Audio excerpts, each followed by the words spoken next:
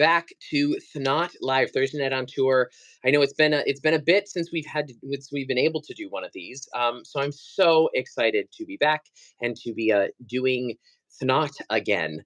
And if you've joined my lives before, if you're new here, I use my Thursday Night Lives as an opportunity to showcase all different aspects in the theater, not only what you see on stage, but what goes into a production backstage, even down to, promoting a production. And today I am very excited. We tried to have this conversation about a couple months ago, and the internet was terrible, and everything fell apart. So we're revisiting this conversation. I am so excited to welcome Leigh Zimmerman to tonight's live. Leigh, will you do me a favor? Introduce yourself and tell everybody out there, what do you do for Les Miserables? Well, thank you. Thank you for having me again. Hopefully it'll be all choppy this time. There's a snippet of the live last time, and I did Yeah, introduce myself, and I don't know how many people, but I'm going to do it again. do it Thank you again. for asking. I am the intimacy director for the and amongst other productions and things. But thrilled to be with Les Mis and thrilled that the producers asked me over a year ago to jump on with them. Um, I'm going to, like I did before, so if some of you have seen this, apologies, but I'm going to introduce myself to you the way I introduce myself to any new company. And the reason I do that is because I want you to begin. This is education, right, Nick? It's like a Yes, piece of course. of who are we and what do we do? Well, Yeah, intimacy direction, intimacy coordinating for film and television, intimacy direction for theater is relatively new, right? It's so yes. we need to vet the people that are in our rooms and we need to know who they are. So I always start this slide when I in my production to any new production in my presentation, I let people know who I am.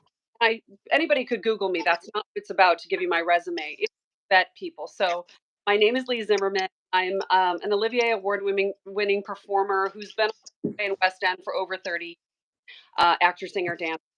Um, and I'm a qualified and experienced interview director.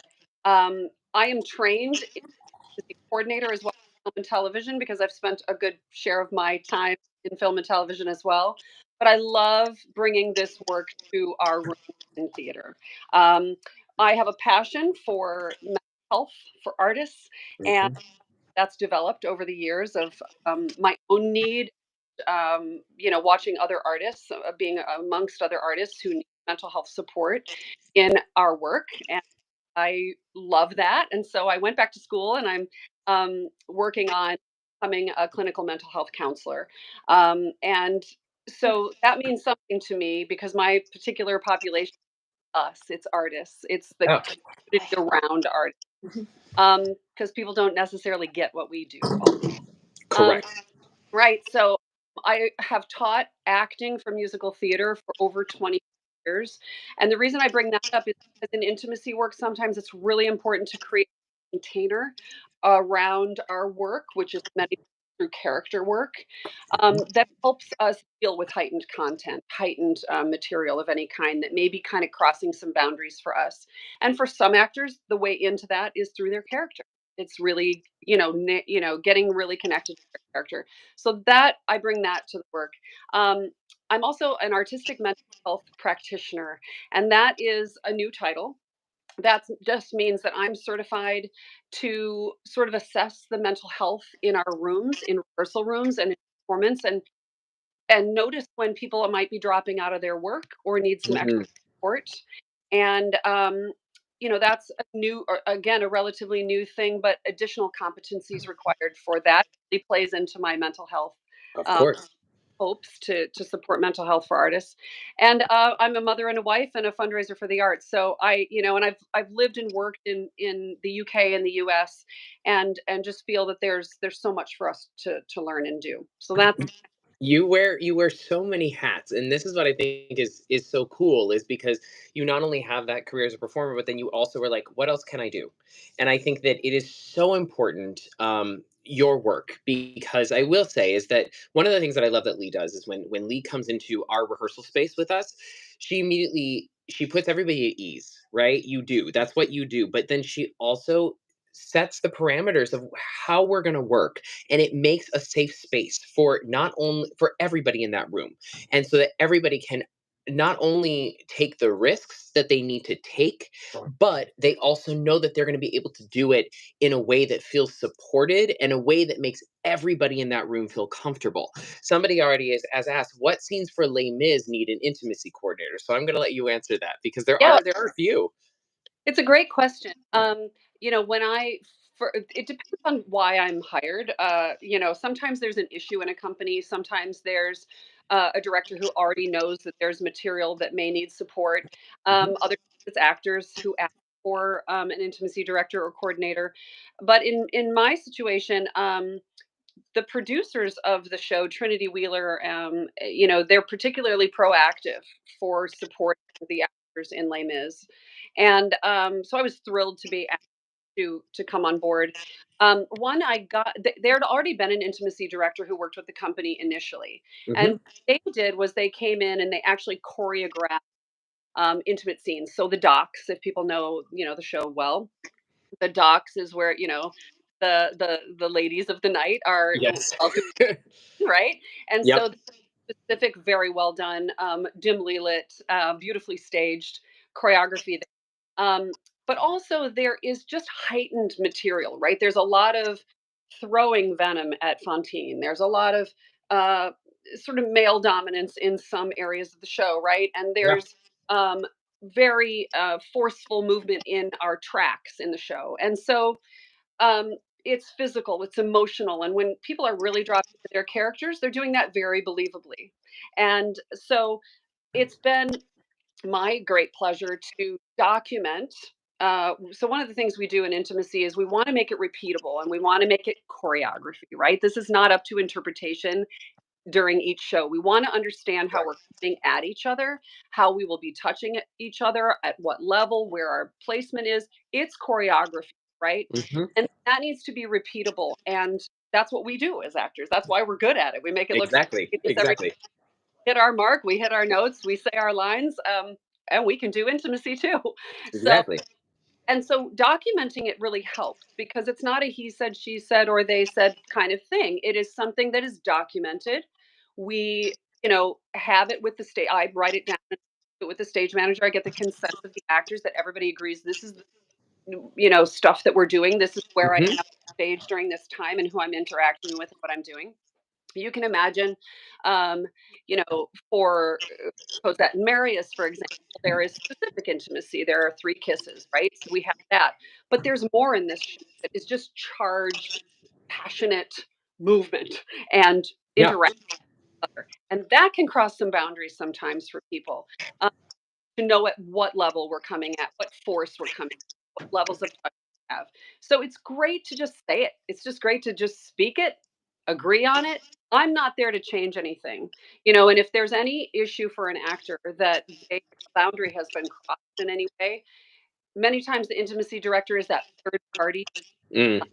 people to come forward with their rather because really a lot of this work is for the most vulnerable in the room, right? Or the people that just feel the power structure is such that they can't speak up for what they need. Right. And, we're used to having 30 people down the hall that can take the job, or Exactly. we don't want to be labeled the problem person. We always want to be that yes, yes, yes, right? So that's some of the work we've done with Les Mis is we've just talked about that vocabulary. We've empowered people to speak up, and from the beginning, like you said, create that culture in the room where people Right. can speak up for what they need. Feel comfortable, and and somebody just asked a question which we are going to answer here. But I think that that's so important, right? Is the making sure, like you said, you're not changing anything, but you're empowering us as the actors and those that feel like they can't speak up, because it's always been this yes and culture within theater, right? Yes, and because like there are 30 people, and so the fact that then we have a voice and you are helping to give us that voice is great. So one of the questions that was asked that we're going to answer, how, because we just had a cast changeover, right? And everything, like you said, is documented. So how do you help with that rehearsal process to get those new people in the cast when there are new people, because it's not going to be the same on every person? So how does that work to get, say we have a new Fontaine in, how did that rehearsal process resources, what you can share, work to get her into the show in that sort of intimate setting, especially in like the docs and the things that she goes through in the factory. Sure. Um, well, it's always exciting to have a cast change, and you Yes. always, especially when we have the creatives back in the room, anybody who can say, "Hey, it was like this before, but let's see what works on these actors," right? So Yes. that's very interesting. So we might have a template. We might have the original intention of the scene or the original staging, but or it, that worked on the pre pair or group. Right. But, what's great about new cast changes is and you just had enough of cast change to really have a lot of the creatives in the room, and I was happy to be there too to support, "Hey, what's on these 2 people? Let's figure it out." Really tell the same story, right? Especially Yeah. in intimate moments. So for 2 people that lip to lip contact doesn't work, could it be cheek to cheek? Can it be forehead to forehead? You have a plan B when people are sick. But what's really Yes. interesting about the because with nobody wants to, yeah. Um, Right. Yeah. so, so with the cast change that just happened for Fontaine, for example, um, Jesse Robb came in and he was like, wouldn't it be interesting to look at maybe a staging with Javert with his truncheon to like maybe lift her lift her chin with it and assert his power that way. Well, that's an intimate moment, right? That's an That is a very yes. intimate. Yes. So it's then, well, that's a great suggestion. How does that work for you? How does it work for you? Oh, that doesn't work for you. That works for you. Well, how could we tell the same story? And it just lifts the pressure. It allows people to speak up for what they need and also feel empowered that they can explore something new. Right? Because when Yeah. we're replacing someone in a very long running show like this, it's pressure to be the same but also bring yourself to it. Right? That's a big Of course. as an actor, I fully understand that. I have replaced enough people in my career to know that you kind of have to get in the door with what they're familiar with, and then you want to bring some of your own. But those big rehearsals for cast changes are particularly interesting for me, and also a wonderful opportunity to lay down new vocabulary and catch people up to what the company culture is and what we're trying to Right. do. Yeah. Yeah, and it does. It creates, and I will say that that moment in particular, right, with the truncheon and lifting the chin, changed my performance too. Because Right. then it was like a chart. Like the first time that I saw that on stage, because I hadn't seen that in the rehearsal. So the first time I actually got to see that, we were on stage in a rehearsal, and it sparked something in me, and I was like, oh, and I think that that's the other that's so cool about the work that you do and the work that we do all together is that making those changes, but making it safe for everybody, how it affects everybody in the room. Not only how we're, what we're doing on stage, but how it affects us mentally. And you talked about the mental health of this industry, which for me, I'm also a huge mental health proponent because I'm like, we are in a dark, heavy show. It is not we are not doing a good old fashioned Hello Dolly musical. We are doing, this tragic story. And so to take that on every night, it can be very demanding. And so it's nice to know that we have, you to walk in and make us and let us remind us that we are just actors that are portraying these characters and that at some point we have to let that go too. Yeah, I'll say a couple of things. The Yeah. point you made is really, really important, Nick, and very, intuitive about you as an actor because you're so dropped in and you're so in the moment and respectful of what's happening, and you take on those new pieces no matter how long you're doing the show. Right. Fantastic. But I'll take that a step further. Think Sure. about everybody on stage, right? It's not intimacy is not just about the actors. It is about anybody observing this work. So, Mm. you have stage management sitting there 8 hours, 10, 12 hours a day watching everybody. It affects them. We have musical directors, we have pianists, we have stunt and fight people, we have, children sitting there, waiting for the Yes. rehearsal to begin, right? This work affects everybody. And checking in with people, one of the big things we as intimacy directors do is we encourage check ins. And many people have probably heard of this, but hey, I'm just going to check in with you. How's it going? What do you Mm. think? How do you feel? Not the implied yes question. Things are good, right? Yeah, That's what exactly. we talk about, especially for children, because when adults are working for children, that's another piece of my work is that they're little yes machines. Children are like, yes, they're little adult pleasers, right? Mhm, mhm. As adults to not only be consistent with our choreography with them on stage, whatever we've set and agreed to, but also check in with them and say, "Hey, how does that feel?" When you need to fall off the barricade, that are you still feeling secure? And when I hand off, it's still good. Yes. Doesn't need to be every night because they will not come to you. They pretty much Right. are just going to be time. But when they're feeling scared, they're not going to do work either. So that's a really, people observing the work, but then also checking in about it. Because if something dramatic had been done Mhm. through you like was like, whoa, I need to drop back in on like how do I fit into this scene and how did that just change me? That Right. doesn't happen. It sounds like it fueled you. But we need to think about the minute we come into a rehearsal room, the minute we sit down as an audience and start watching a show, we're in an intimate setting, period. Yeah. Yeah. It's what we do. And so I think it's empowering to know that we're starting to think about how this work affects each other. I'm old school. I went, through a lot of acting techniques that were, I don't want to say damaging, but just expected you Mm. to get on with it. Yeah. Yeah. Just fine. You're going to be fine. And if you're not fine, you're not tough, then you're not ready or something. It was the culture. It was the culture, and I'm so glad that that culture is changing. Yeah. I'm so glad that that culture has changed, and I Well, think, very, yeah, very slowly. very slowly. Um, yeah. So I guess, what do you think? What has been the most exciting part of this job for you? It's not actual work of setting intimacy choreography or, uh, you know, uh, doing the intimacy best practices with newcomers, Hmm. setting the vocabulary and all that. It's the odd, unexpected question or Mm. in the company that comes to me out of nowhere that nobody expected, and somebody asking for support because Mm. it's a very brave thing to do. Is to ask for support to get to the point where you need to say, you know what, I need to say something about this. But who can I say?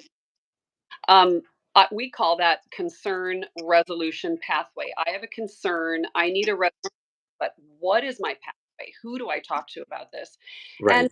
in the work, that's been the surprising part for me is that I've been that pathway for actors and creative teams and productions in general. And that's where it gets very interesting for me because I need to know where I'm qualified for support and when I need to pass off to resources, right? Right. Right. Right.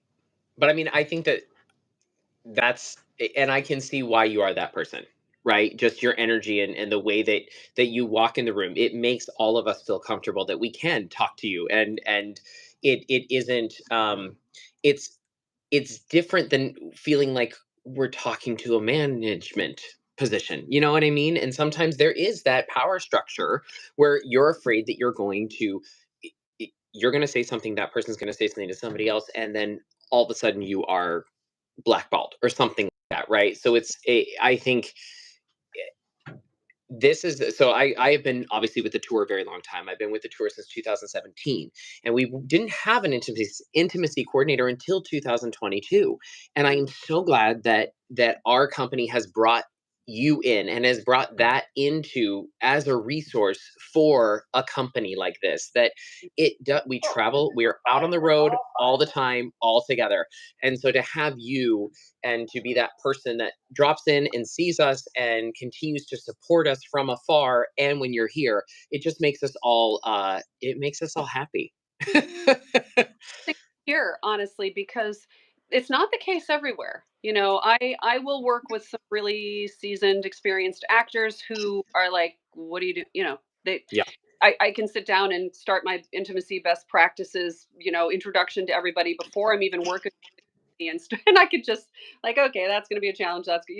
And here For are the sure. and sometimes the conversations come right away. That's the other piece that really is exciting to me because I understand where they're coming from. Mm, I've hmm. been one of those You've been there, you've people. done it, you continue to do it. Yeah. Exactly, and I get it. I'm now living on an island between that person and my newest skills, that and my passion for our mental health and doing our best work, because we will be at peak performance if we can, not be worried about, is this person worried about me, or am I carrying around something that happened 12 shows ago? Yeah. So it's all about communication, really, and it's giving people communication skills and permission. We I'm not there to give permission, Yes. but I'm there to support, like, the culture and the shift, and that'd Amazing. be really interesting. And this company, I'm from the ballet world as well. Ballet has a very different deep culture of Hmm. practices, not as accepting, right? As sometimes our musical theater rooms or plays or whatever, it's the actors who already kind of are using their voice, they just may be using dancers. I love working with dancers, and I New York City Ballet and some other dance companies, and it's really important to start to, extend the work there. And within the intimate world, we really are already specialized where we get the rooms, where we Mm. get hired by people that know our resume supports that we get them. So people in film and television may not be as great to go into those dance people, that are intimacy people. So Right. it's still very much laying out in front of us what this is going to look like, but you're seeing. Yeah, it's shifting. Lee, I cannot thank you enough for coming on tonight to do this conversation. If people have more questions, how can they get in touch with you, or how can they get their questions answered? Absolutely. I'm leigzimmerman.com, Great. Leigh Zimmerman, We'll Zimmerman. make sure we'll make sure that we tag that in the comments, and make sure that we tag that in the post. I have a contact me through there. I get all those Great. emails time, so I would be grateful to direct Well, questions. thank you so much for shedding so much light on this job and this industry and what you do, because I do think that it is so important, and I cannot thank you enough to not only have you on, but to also just have you for us all here at Les Mis. So, all right, everybody, I gotta go on stage now. Oh, and that's like I 5 gotta. before you I do. know. I gotta go do a show. So, thank you all for tuning in again to ThNOT. We won't be back next week because it's Thanksgiving, but we'll be back the week after that. So be on the lookout for that. Lee, thank you again, Thank you. and we'll chat with everybody soon. Bye, everybody. Bye.